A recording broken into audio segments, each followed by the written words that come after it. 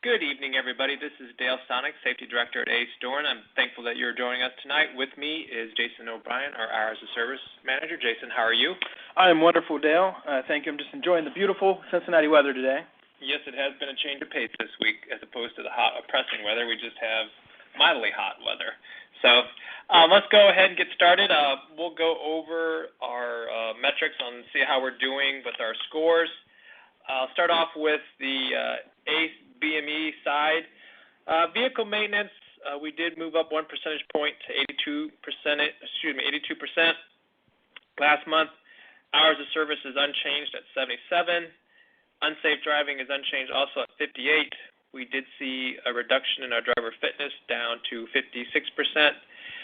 Crash went down 4% to 24, and our drug and alcohol was unchanged.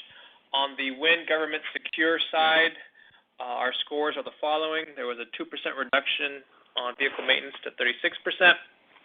Hours of service did edge up 1 percentage point to 13. Crash moved up from 0 to 4%. It appears that an accident we had with one of our government teams had hit, hence it moving up our score. Unsafe driving down 1 percentage point to 2, so thank you so much. That is a tremendous score.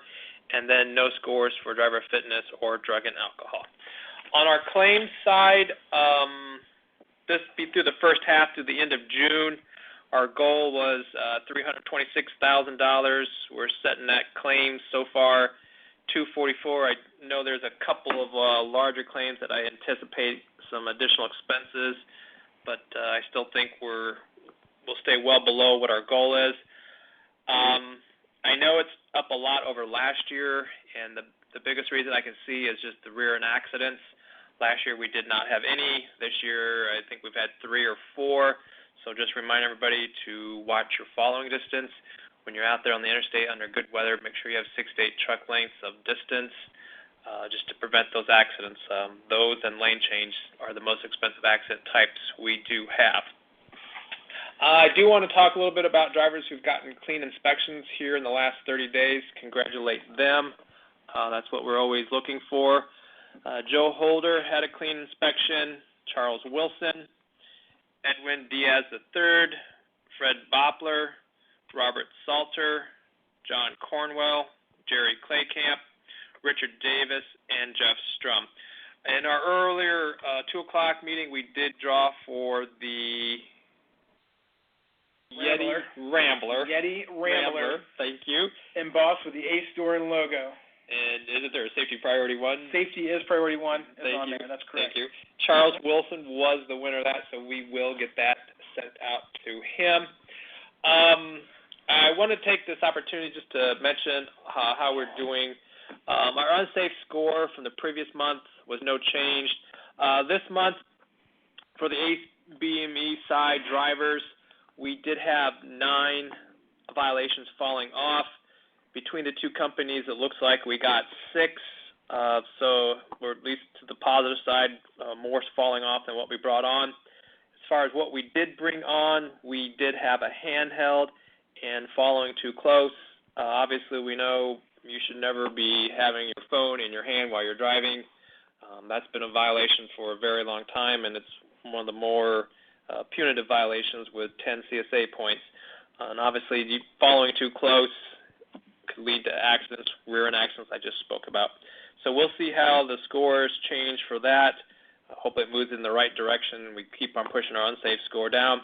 Always want to remind everyone to watch out for your speed. That tends to be the biggest challenge we have as an organization. Over half of our violations on the unsafe side are speeding. So when there is a reduction in the speed zone, please make sure you're at or below that new speed limit. Jason, what do you have for us tonight? Well, there's a couple things going on, and as you mentioned earlier in the call, the hours of service points have actually went up as far as the CSA score. So I did want to talk about some of those things that are causing that to be an issue. I did want to remind drivers with ELDs, you do need to have 4 things with you in your truck, and it's important that you know where they're at the time of an inspection, so you're able to locate it and hand it to the officer. If you can't find it, you might as well not have it, of course, and you'll get the violation for that. But you want to have a manual with you a quick reference card, which is like a one-page to show you how to operate it and to send logs for the officer. You want to have some blank logs with you, and then an outage card. So in the event that the ELD goes down, it's a little card that we have that just has either Ram McNally or Keep Trucking's number on it, so you can give them a call and report it to the Hours of Service department here. So make sure you have those with you.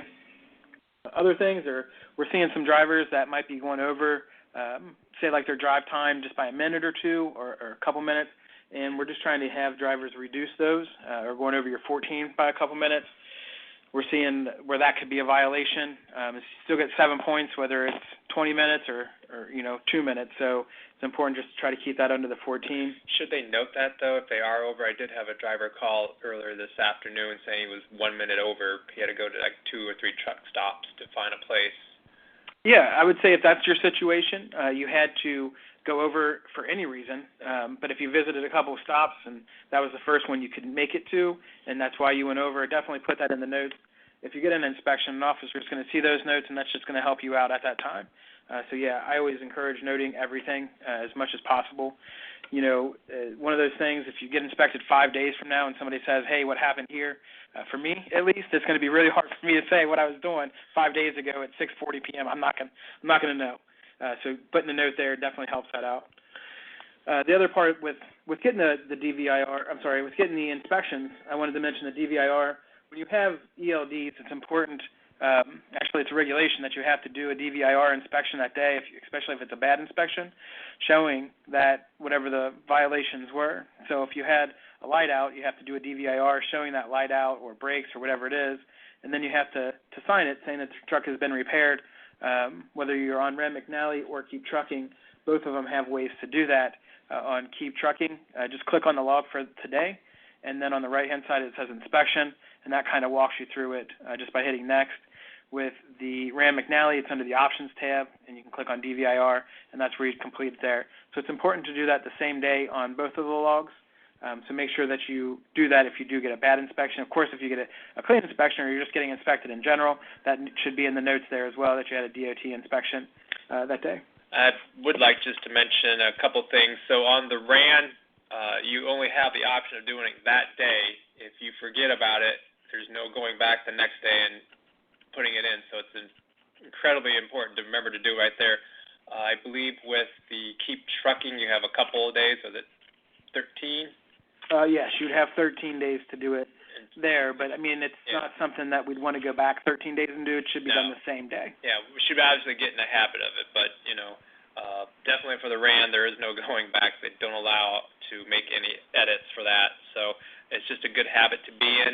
And I do want to clarify. I've had some drivers ask, well, what if I repair those items right on the spot? You still need to put on the DVIR because it was discovered in a roadside inspection by an officer, so it has to be listed on a DVIR so it corresponds with what the roadside was written up for. That is right.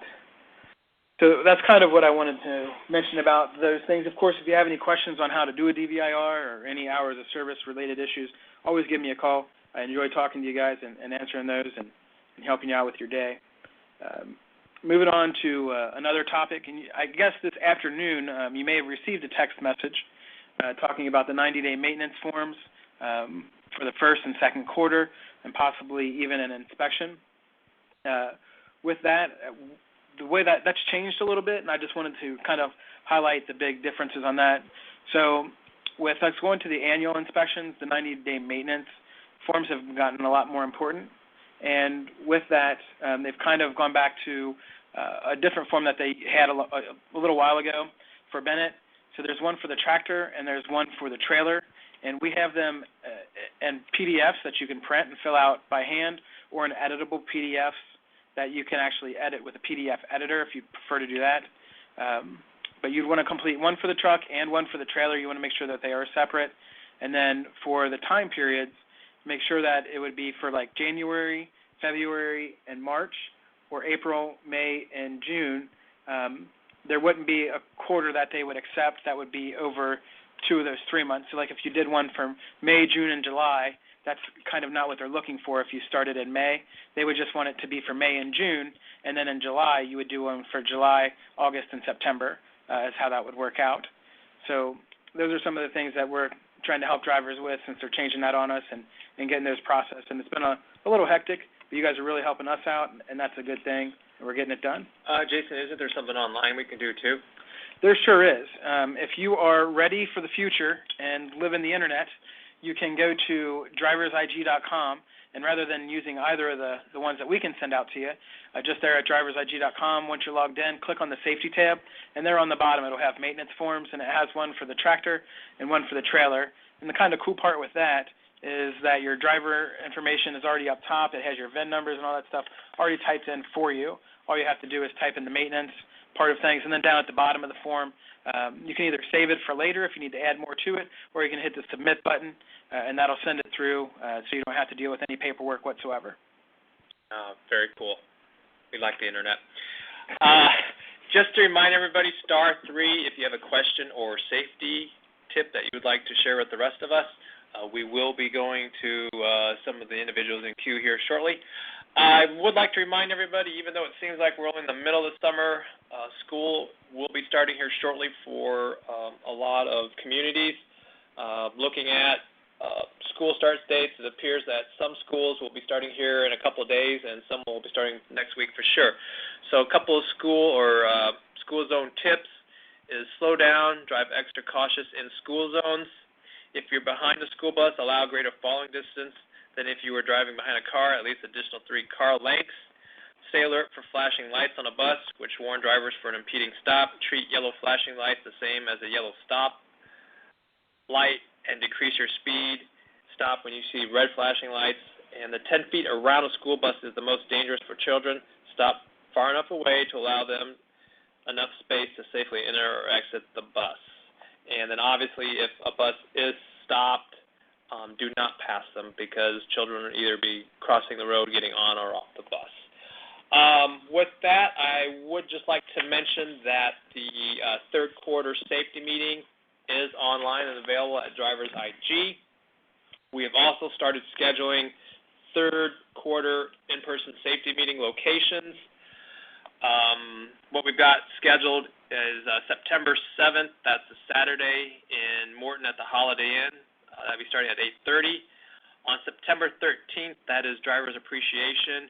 We will be doing safety meetings in the Cincinnati terminal and Cleveland at A&H there throughout the day. As people come through, we'll do them continuously.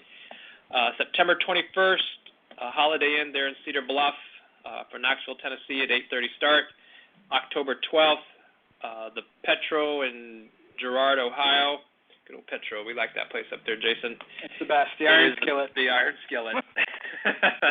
And then finally, we will do another safety meeting on October 26th here in Cincinnati for those who couldn't make it to the Driver Appreciation on the 13th. We'll do the Holiday Inn, and I believe it's Liberty Way Township. I just know how to get there. So yep. Start times will all be 8:30 local time. So we have a couple people in our queue with some questions or safety tips. We're going to go ahead and take those callers right now. Friend of the show, Bernie, how are you? I'm doing fine. How you doing? We're doing great. What's up? Hey, I got a question, man. What are we supposed to do? Did you see the news today on our fines? On our fine for what? Fines for them governments. You know, if we get points and stuff. Some of the fines, if you get put out of service, are like $4,000. Oh, yeah. I didn't hear if they increased it. I know there's always been fines out there, depending if they think the driver has been egregious, whatever they're doing. Was that a news release? Yeah, but like, what are they going to do? I mean, there's no damn freight. There's nothing to haul, and these guys are just knuckling down on us big time. There's going to be a big old bloodbath here soon, for real. We'll have to look that up. I had not seen it. Usually I get alerts of regulations. Well, I'm on vacation. We were in Phoenix for 2 weeks, and I was reading Google this morning, and we're on our way home. I was reading Google, and on Google it had a whole list of all the fines. One of them was $191,000. I mean, nobody could pay that. That sounds more like that was a hazmat deal. That was a hazmat deal. Was that for a carrier fine or an individual driver? Both. It says both. Yep. My guess is the carrier took the brunt of that fine. From what I've seen in the past, most of the times when a driver is fined, it's usually a few $1,000s, and the carrier gets penalized. All right. Well, I just was curious about that, man. I mean, we're going to be, man, that's rough. That's rough. And where's all the freight? I don't know, sir. I know. Those fines have been established for a while, so it's penalty for not doing what you're supposed to be doing as a carrier and or a driver. Yeah. All right. Not a problem. See you guys. Be good. All right. Next up, Jason Alsop. Jason. Hello. Quick question, and you may have already answered this multiple times. What is the exact difference we'll experience in December when we switch to the ELD versus the AOBRD? Oh, you know what? I'm going to have the other Jason here tackle that one. Hey, Jason. All right. Jason. Yes, sir. But, like I said, what is the exact precise difference we'll see? I use the keep trucking deal. I mean, what is the exact difference we will experience? Well, and that's a great question, and I'm glad you asked. With the way that it's set up in keep trucking, you will only notice one different, well, it'll technically be one difference, but it'll be in 3 different places. So if you're on your rolling log tab, you scroll all the way to the bottom, instead of saying that you are in an AOBRD mode, it's going to say you are in an ELD mode. If you look on your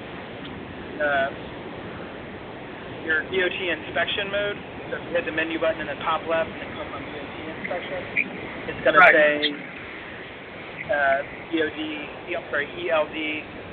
you're in ELD mode on that screen. But then if you hit to send your logs, you'll have the option to view them on the device, send them through email or fax. Then there will be a third option, which will allow you to upload them to the FMCSA. But as far as go ahead. How's it going to change? Just like, for example, my truck's sitting at my lower barn. I want to move it up to my shop, and it's about 50 yards. So the ELD, is it going to ping you just because you moved 50 feet? Where now, it's standard 5 mile an hour. I move it, don't even notice it. But now, if I move at all, is it going to activate something? No, it's still going to be 5 miles per hour. That's going to be the same. Oh, okay. So that won't change. The only changes are you'll have the option to send to the FMCSA. The way that keeps set up and its AOBRD mode is really pretty much almost an ELD mode. So it's only going to be that one thing that we'll probably notice a difference on. People on the people that are under our Ram McNally boxes, they'll notice some other differences.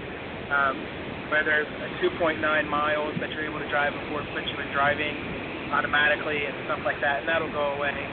Theirs will then also be the 5 miles per hour. Oh, okay. So currently, there's really, as far as our driving damage, nothing. No, yours is pretty much already really set up that way. You'll just be able to upload your logs to the FMCSA. That'll be like the big difference. But our drivers on Ram will lose that 2.9 miles, and then they'll also have option to upload the FMCSA. Like an officer will give you his code, which will be like 6 numbers and maybe 2 letters or something, and then you just send them, and then it goes through their system, which will automatically identify any hours of service violation. So, but if I move a few hundred feet standard 5 mile an hour, it's not going to know any difference then. That's right. It would not. Okay. All right. Well, you answered my question then. I appreciate it. To be sure you crawl. Yeah, exactly. But like, I just moved from my barn to my shop or whatever. I don't want to have to deal with having to get my logbook out. You never know on Saturday afternoon. It just kind of seems like just don't be a real pain. Stop at 5 miles per hour, you'll get hit. Yeah, exactly. No. All right, guys, I appreciate it. Have a good evening. All right, thank you, Jason. All right. Just a reminder, anyone who would like to do *3 for a question or safety tip, we'll take a few more here. appreciate that input we get from everybody. So just like to thank everyone for calling in. Just remind everyone, without the hard work you do, Jason, myself, I don't know what we'd be doing without them. So just thank you, everyone.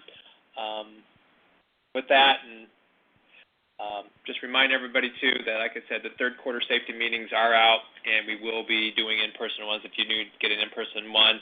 I do see we have some additional WIN drivers on, so I will be looking to schedule some in-person safety meetings for you. I'll probably be out in the next couple of weeks. We have another caller coming in here, Jason Hubert. Jason? Hey, what's up? Hey. What can we help you with? I heard you say it earlier. What date did you say that the Morton safety meeting was going to be? Morton safety meeting is September 7th. It will be at the Holiday Inn right there in Morton. It's across the street or diagonally across the street from that truck stop there. And it'll be at 8:30. We will have breakfast there and then start it at 9. So that's 8:30 Central Time or 8:30 you guys' time? 8:30 local time. Okay, all right. Okay, yeah, that's all I needed to know. Thanks. Oh, thank you, Jason. All right. Jason O'Brien, did you want to say something? Yep, just kind of to piggyback on what Dale was saying there, just appreciate all you drivers out there. It's a tough job. I know it's real hard right now with some freight. Just appreciate everything you do. If there's anything we can ever do for you, of course, always let us know. We're always happy to help. Did you want to mention that? No? Okay. All right, well, we'll go ahead and wrap it up. Thank you, everyone, for joining, and we will see or hear from you next month. Thank you.